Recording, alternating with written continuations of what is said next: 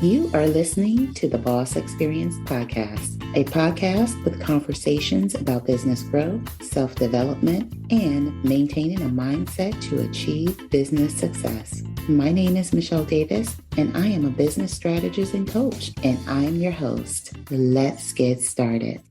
Welcome to another episode of the Boss Experience Podcast. My name is Michelle Davis, and I'm your host. And just a reminder, new episodes of the Boss Experience Podcast return September 27th. So I am sharing a bonus episode with you today of previously recorded audio. So in the world of entrepreneurship, the goal should always be to constantly evolve. You don't want to be the same person at the time you start your business 5 years from now. You want to have evolved, mentally, you want to have evolved financially, and you want to make progress in your business. And so the key to doing that is having a process that allows you to look at where you are, constantly evaluate what you're doing, and always look for ways to improve. And what tends to happen is a lot of people will start a business, but they really don't have a process for really evaluating what they do, really looking at what they do. They're just too busy doing. They don't know whether what they're doing is actually effective. And so what tends to happen is because people don't have a process, they end up being, what you would call stuck in their way of doing things. They're stuck and they're not moving forward. They may not be moving backwards, but they are not moving forward. That means you're not reaching your full profit potential. That means you're not really evolving your business in a direction for long-term sustainability. So in this episode, and this is a bonus episode of pre-recorded audio, I'm going to share one of the most powerful ways for you to get unstuck in your business so that you can be on your way to profitability and success in your business, long-term success. So with that being said, here's the episode. Sometimes the phrase personal development or self-improvement rubs people the wrong way, as if they're being criticized for not being perfect or like someone else. Anywhere that there is a comfort zone, there is no growth. By staying in your comfort zone, you never venture out to realize your full potential. So think about what's holding you back. Leveling up requires setting goals, but perhaps the most important steps is finding out what's holding you back personally and professionally. In particular, you can use journaling to find out what beliefs you hold that result in artificial limits about what you can or can't become. To conquer limiting beliefs, write the belief down in your journal and realize that this is just a belief, not a truth or fact. In your journal entry, list the reasons why this belief is holding you back. Turn this negative belief into a positive by writing affirmations that help you banish the limiting belief out of your mind. Just because you believe you can't do something or aren't good at something doesn't mean it's true. Begin to visualize yourself living outside of that belief and boost your mood by rereading, things that inspire you, things that help you to think of yourself, at that next level you, like an affirmation or a client testimonial. We are our own worst critics, and it takes the kind words of others for us sometimes to see the truth. Now let's talk about the concept of what it means to write a new story. So now that you've explored some of your current beliefs and hang-ups, it's time to turn those negatives into positives and write a new story. Think about your limiting beliefs and envision a future where you aren't bound by any limitations. Take a view of the big picture. How will you be writing about yourself once you've uncovered how to level up your life and really become the next iteration of yourself? How will your life differ? And how will these changes you make lead to improved happiness and success? So anytime you're journaling, you want to be setting goals through journaling. And one of the most powerful tools for becoming the next version of you is setting goals that help you become your ideal version of yourself. Every morning, take some time to journal your goals for the day and the upcoming days. Doing so helps you define your goals and set concrete elements for leveling up. Also, take some time to look over your goals from the previous day. Did you reach all of your goals? What helped you succeed? And what are some things that held you back? Are there steps you can take today to improve the odds of you reaching all of your goals today? Planning is an essential part of success, and journaling is a powerful way to make your planning more concrete and personal. Now, let's talk about what's your definition of success. So, no matter who you speak with, every one of those people will have a different definition of success. Some might aim for that six-figure business, while others might aim for living off the grid or, maybe retiring early or, just being free of a 9 to 5 for the rest of their lives, right? So those are all great definitions or great goals. Your definition of success will ultimately aid you in making decisions. So knowing this definition and your ultimate goals in life and keeping these thoughts foremost in your journaling, like in the front of mind during your journaling time, will help you recognize opportunities and conversations that can propel you toward that success. So don't get caught up in, the six figures or, the huge big goal as your barometer for success, because when you do that, you kind of diminish, all of the other achievements you're making as you're making goals to get to that big goal. And you don't want to dismiss those, smaller achievements, because those are big achievements, and that's what's going to keep you motivated to keep moving forward. So, yes, set big goals, but make sure you're setting those smaller milestone goals that's going to get you one step closer to that big goal. So now let's talk about what it means to execute change. So we all know what a comfort zone feels like. It's that space where you are content and comfortable, complacent with the way things are in that moment and in life. Hey, it's Michelle Davis here, host of the Boss Experience podcast, and I have an important message for coaches, consultants, and freelancers that want to increase revenue in their business with a high-ticket service offer. What if I told you there is a way for you to create the framework for your profitable coaching business in a day instead of waiting 3 months, 6 months, or even a year? Get the mentorship you need and receive step-by-step guidance to create a marketing strategy specifically for your business. You can with CEO Blueprint Academy. CEO Blueprint Academy is a one-day intensive coaching session that is personalized and unique to your business and your skill level, so you can get results at a pace and through an experience that is uniquely designed for you. So if you're ready to get started, visit CEOBlueprintAcademy.com and apply today. Now back to the episode.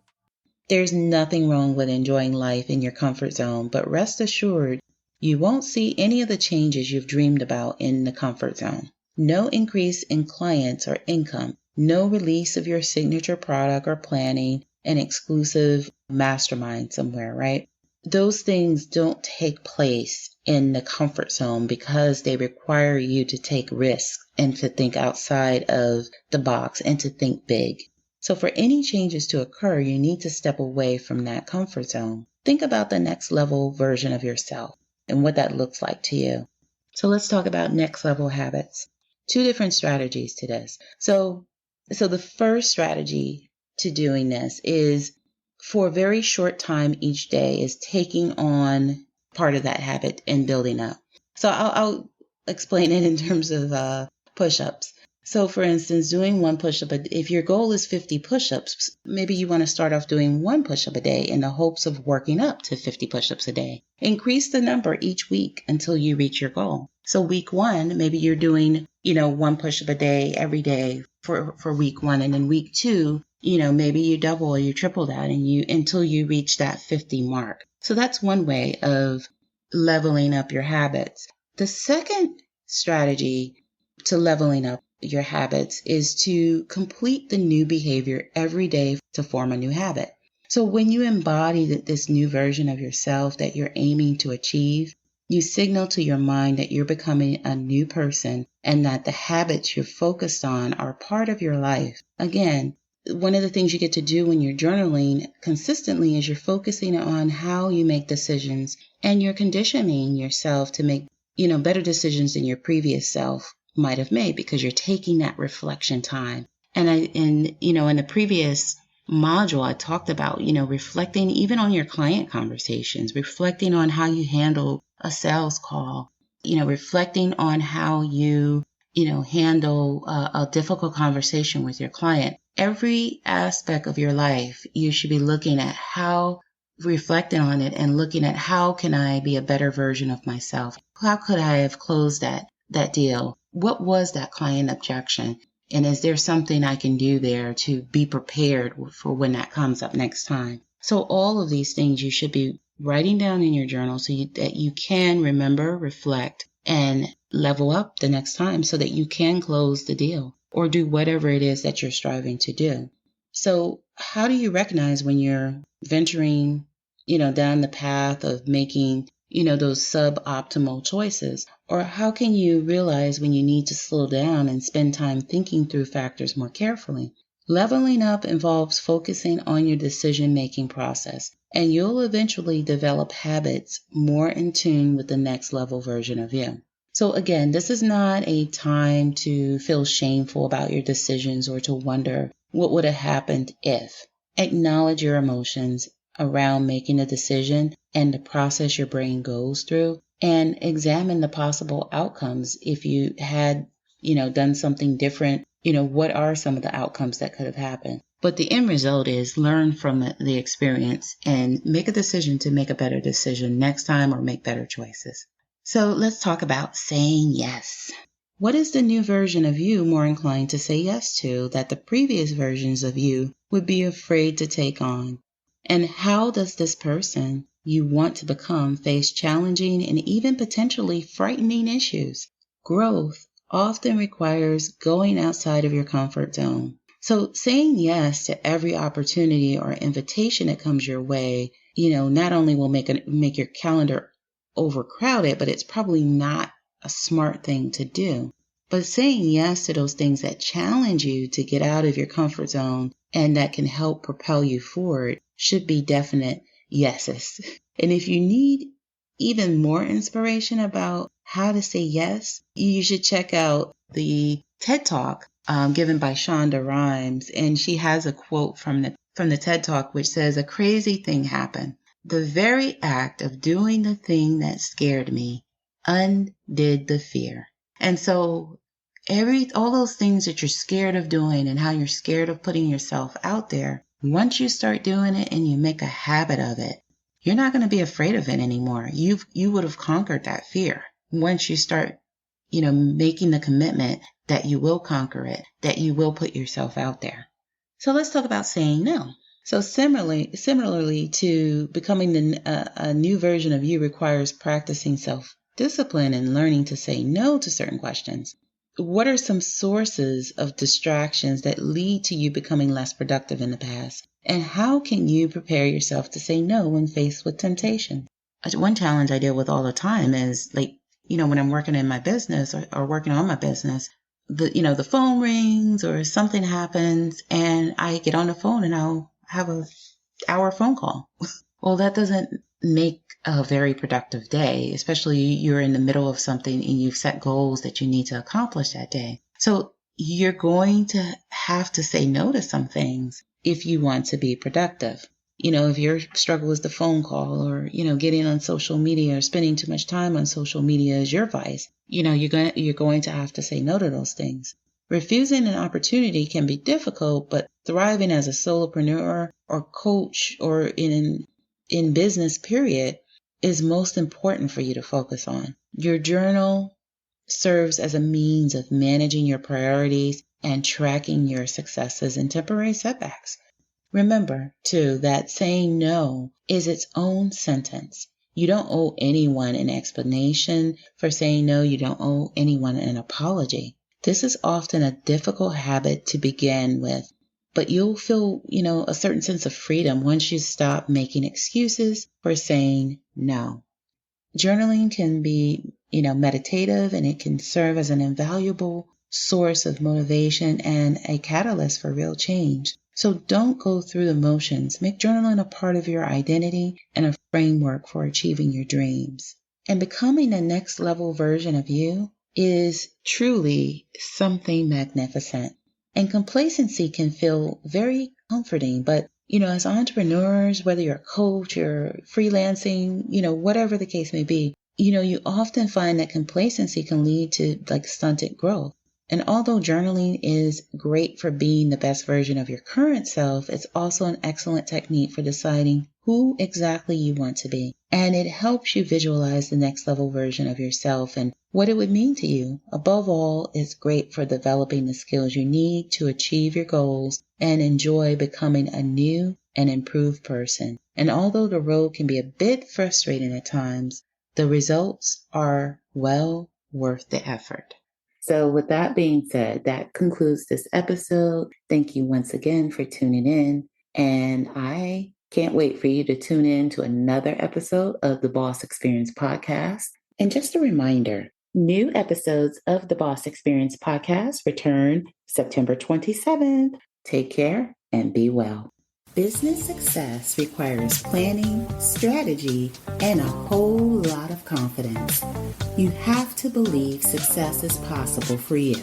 That's why I'm gifting you 30 free affirmations to hang around your house, to display in the office, or even use as journal prompts. You see, infusing your mind with positivity allows you to erase self-doubt, increase your confidence, and ditch the fears that come along with starting a business.